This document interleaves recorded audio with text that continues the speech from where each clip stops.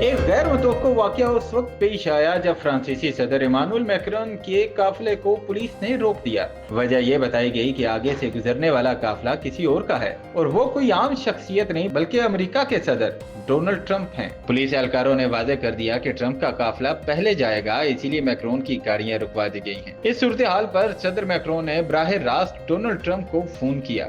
How are you? Guess what? I'm waiting the street because everything is frozen for you. کچھ دیر کی بات چیت کے بعد میکرون نے ایک غیر رسمی قدم اٹھایا۔ وہ اپنی گاڑی سے اترے اور پیدل چلنے لگے۔